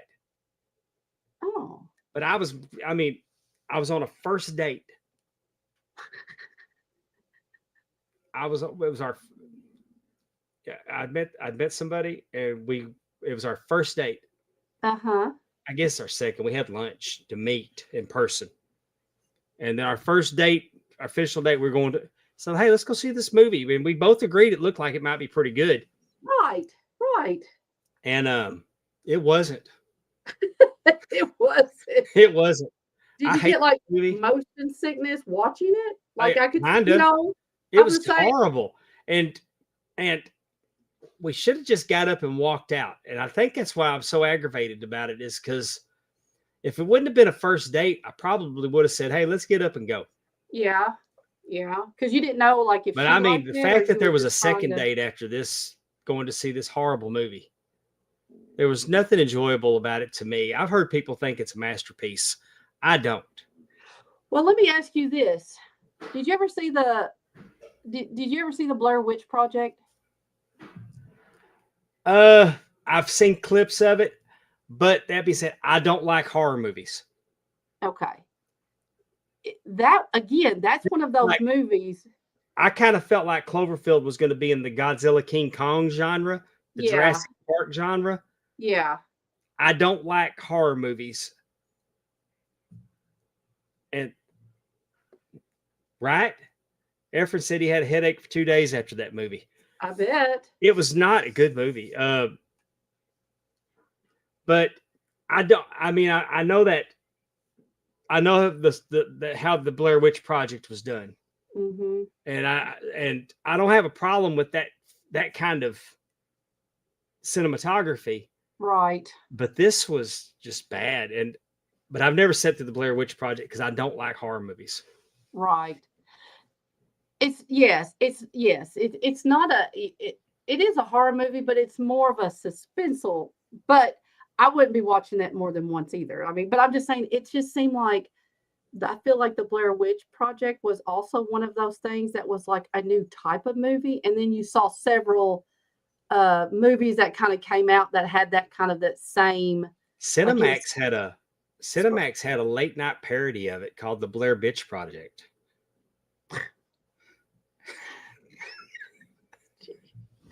But you know what? You're right, Efren. Like it really does take you back because the way that they prefaced it is that they found this recorder, and so you're watching it back, and then you see, you know what I mean? So it was very freaky. I totally agree with you. That was a wild movie. But then I feel like we saw more movies after that came from that cinematography, you know, like that angle of because whatever. Cloverfield exists. The Ring is not the worst movie I've ever seen. I don't think I've seen The Ring. See, I don't really like a lot of horror movies. My kids love for me to watch scary movies with them. Cinemax After Dark. Hated it. And I've seen The Conjurings, but I don't really care for The Ring. I don't care for any of that stuff where they're like all like run up on you. I don't like all that. Yeah, I don't like that. I don't jump up out of you. I don't like. There's movies that things jump out at you and I don't like that. Stephanie gets so tickled when I get startled in a movie. Yeah, I don't want to be startled anymore. I don't know why. Either. I mean, and I grew up going to horror movies. Man, I like the Friday the 13th, Nightmare on Elm Street. To me, the original Halloween is still one of the best horror movies I've ever seen. The Exorcist, I read the book. I could not sit through the movie. The movie was pretty brutal. Well, I tell you what, with Michael Myers, he was always in the distance. You always saw him. He wasn't like, that's why we don't like those movies. But that last 15 minutes of Halloween where he was in the house with her, and yeah, I mean, it was that whole thing because I do think Halloween is definitely that's a great. But I'm gonna tell you, I was excited for that last Halloween movie with Jamie Lee Curtis. And I put it on to start watching it, and I was like, nope. And I went to Google and I went Halloween spoilers, and I read it to see without having to watch the movie because I just want to know how it went. Is it like the very last one, or like didn't they do one 20 years later or something? They've done one more since then. I'm trying to think. I'm like you. I'm not a huge like scary or like super suspenseful. I will never watch Saw. I don't need things that could really happen. You know what I mean? Like just there's too. I read too many crime stories and listen to too many crime podcasts. Like I know there are crazy people in this world. I don't need to have anybody. I don't need it to be thought of like door A or door B. Saw off your arm or it's just no. I just don't want to do any of that stuff. Well, let me watch Clerks and Clerks 2. I do like Jay and Silent Bob Strike Back. I mean, that's why I was telling you the Sharknado movies. Yes. Have all those cameos in them. Yes. Much like Jay and Silent Bob. Yes. Oh, that's what they would call what they used to call back in the day a studio movie. Mm-hmm. Where they had all these cameos, like Cannonball Run. Okay. Like Cannonball Run's probably my second favorite Burt Reynolds movie. Because it just had it was star-packed. Right. Star-packed movie. But Terry Bradshaw was in it, and it and like you said, the premise of Jay and Silent Bob is to go to Hollywood and stop the Jay and Silent Bob movie, which they called it something else, from being made. Oh, what is it? Man and Chronic. Blunt Man and Chronic. Yeah. to stop that from being made. He's like, what the fuck is the internet? Just all that. He's just like, what the And then fuck when they is got the their internet? money, they Oh, hired Morris Day and the Time. exactly. And Mark Hamill. I mean, it's just, I mean, like you said, it's just, Jay, It's such a fun Jay is movie. just like, what the fuck?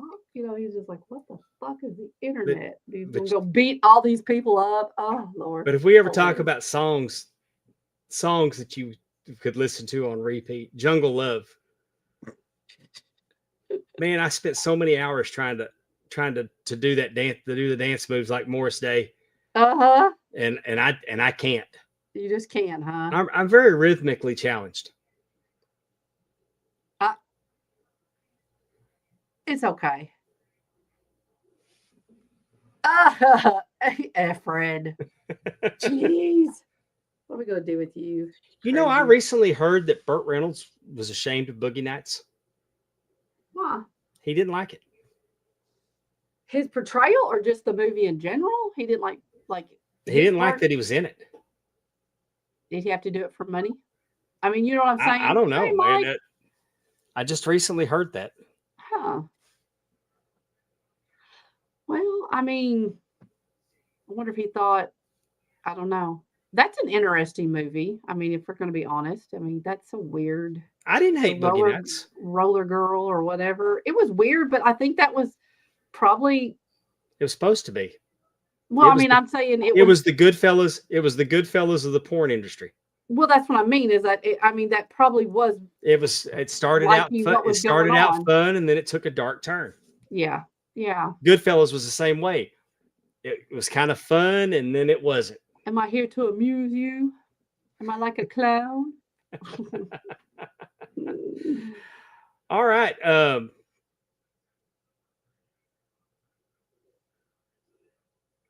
What? TNA top 10 this week. Yes. I will be assuming, which is a huge assumption, but I know they're going to be talking about that championship game. Oh yeah. I was really pulling for Notre Dame. I really wanted them to do it. They didn't get shut out, so I mean, you know, but they took a beating. Notre Dame, Ohio State looked like champions. well, They Notre really Dame did. proved that they didn't have no business being there. I That's don't know what if they they do. proved that they had no business being They there. never show up. I'm surprised they got past first round. Really? I don't know. I don't like Notre Dame, but I hate the Ohio State. Yeah. The I roll Ohio State. I did not think- want to watch that game. There's nothing about it. I remember you saying that you had to watch it under duress. No. Well, I mean, I could have gone in the other room and watched wrestling, but I'm trying to Right. spend time with my wife. That's very nice of you. I like being in her orbit. I bet. So I sat in my chair and fell asleep, and the winter dogs crawled all over me. I saw the And pictures. yeah, I know. And then she takes pictures. Well, no, because I was asking you questions in the chat, and she's like, this is his current state. So just so you know, he's not trying to ignore you. OSU God's college football team. I don't know Right. about all that, but it damn sure ain't Notre Dame. Well, who do you think should have been there? Because I'm telling you, I don't think anybody, the Ohio State team that played Monday night, there's nobody out there that could have beat them. They're a damn good football team. Yeah. But like I said, the one that played Monday. I mean, I'm not going to sit here and tell you they're not a good football team, right. Was but I mean, they deserve to be the I champion. thought Oregon was going to. I can't believe that Oregon got beat as bad as they got beat. Exactly. They did. They got beat. It'd be interesting. Well, the guys always bring a lot But to the OSU, table. but Ohio State needs to sit down and write a thank you note. Dear Coach Saban, congratulations on your Hall of Fame induction. You really deserve it, and we want to thank you for retiring, so somebody else could have a turn, because we weren't ever going to win it while you were still involved with the sport. Well, Love, bitch ass Ohio State. The bitch ass Ohio State. but I'm sure the guys over and well, it's And the hell of it is I hate Ohio State back to when Urban Meyer was the coach. yes. Oh, They I just know. got residual heat with me because Urban Meyer was there. Wasn't he Urban Meyer's assistant though? So I mean, is it kind of like a? Was it? What's his name? Ryan Day? I think he was. But what I was going to say is that Terry and Andrew, I know they will give us lots of good quality information about the matchup and the actual championship game. I don't know if they'll talk anymore. They don't usually talk NFL, so they might just, give us a lot about the Ohio State Notre Dame game. I don't Those know. boys they do a great job on that show. They do. I And love Allison, listening to and it. Allison keeps them in line. Oh, bless her heart. TNA Top 10. They normally record. They go live and record on Facebook, and then you can catch them on Apple or wherever you get your podcasts. I think they were taking a well-deserved break because usually they go Monday, but obviously with the game, they didn't, record. I think they're recording Thursday, if I remember hearing correctly. And the Ram Network, we mentioned it, now only $1. Yes. We're reconfiguring how we're doing things over on the Ram Network. Trying to figure out, Patreon won't let you do it for free. Right. So $1. World-class flashback, footballers, eras, the new generation. I know FFP is Wrestling being Rewind. repackaged, and I think it should be happening soon. I saw they posted. Yeah, I saw the design. They just put the image up there. Mm-hmm. So I still don't know if we can talk about it. No, I don't know either, so I'm not. So we're not. I actually will be in Fountain Hill, Arkansas this weekend. Sure you will. I was almost there. I was almost there last weekend. But unfortunately, speaking of last weekend, I'm trying to wrap this thing up, but I feel like I need to share my most religious eating experience that I probably ever had in my life. Interesting. This past Sunday, the Cousins Maine Lobster food truck made its way to Vicksburg, Mississippi. Really? Yes, they did. Okay. And as soon as church was over, I mean, he said amen, and I was on my way. And I had the garlic butter lobster roll. Ooh. And I had the butter and lemon one, which was just as good. Efren says Drunken Pop's been announced with their new logo, so we'll get to them in a minute. Oh, okay. But anyway, I go to the food truck and I order the garlic butter lobster roll. I order the butter and lemon lobster roll. I got me a cup of clam chowder and I got a side of tater tots. Uh-huh. Man, I'm telling you, that was, and they got these New England rolls that are buttered. A food truck? Is that what you said? Yeah, they were on Shark Tank. Okay. They have a chain of these. This one, like you go to their app, and like they're out. You choose the city, and it'll tell where the schedules that they are. Oh, the food truck that comes down here is out of Nashville, so I would imagine that you probably get it out of Nashville as well. Okay. But they were on Shark Tank, and I think Lori Grenier probably bought in with them. But they take this lobster all around the country. I had it a few years ago in Arlington, Texas, when we went to a Christmas thing called Enchanted. Okay. And they had food trucks out there, and that's the first time I'd had them. I had a really good lobster roll in Pensacola last year. Conrad took me to a really nice oyster bar. Yeah. And the lobster roll was a special of the day. And me and Jeff Jewett had lobster rolls, and it was excellent. This was tremendous. But that garlic butter is life. I can't wait to have it again. And they ship nationwide, too. You can order from them. But I did not know any of this. But they've been on Master Chef. They've been on CNBC. Okay. But they got, it was an idea from Shark Tank. These two guys have launched this nationwide food truck, and it sounds pretty darn good. Hey, look, lobster's decadence. Right. It's decadence. And I ate like a king Sunday. A lobster roll sounds really good. I ate 2 of them. And they're $23 for a lobster roll. For $26, you can get the combo, which is a lobster roll, the tater tots, and a drink. Their tater tots are very good, but they also have like a lobster grilled cheese sandwich, lobster quesadilla, Oh, that sounds good. a lobster bisque.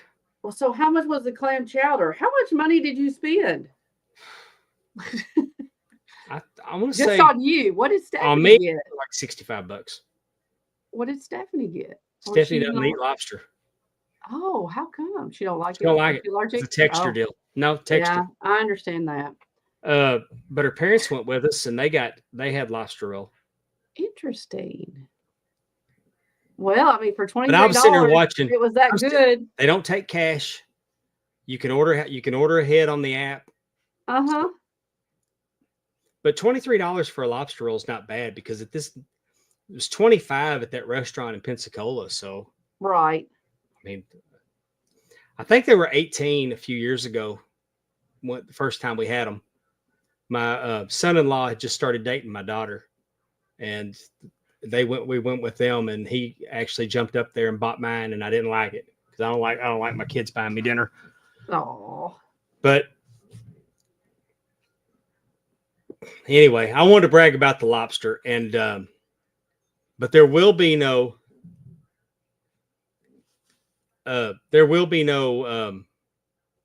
lobster in Fountain Hill, Arkansas, but there will be great wrestling. There could be. You may not want to eat it though. No. There may be some. I try to tell my wife it's just bougie crawfish. Oh, like crawfish. Ugh. But no. So if you're in Arkansas, come on out and see us. BIW puts on a great show. Definitely. I've been. This It's a Saturday very night- good show. This Saturday night, and be sure to join us next week. Amy won't be with us, but we're going to have Efren. We may have another guest on with us. We're going to preview the Royal Rumble. We're going to have all kinds of fun. We're going to unveil the game event belt. So nice. We're That's gonna be probably nice. maybe we'll get the guy that put my friend Dan will maybe that put the belt together and put it on leather. Might get him on. Oh, awesome. We're going to have, but a good time's going to be had by all next Tuesday on Talking Wrestling. For the First Lady of the Arn Anderson Fan Club, I'm Pondwater Dave. Thank you for joining us tonight. Take care, everybody.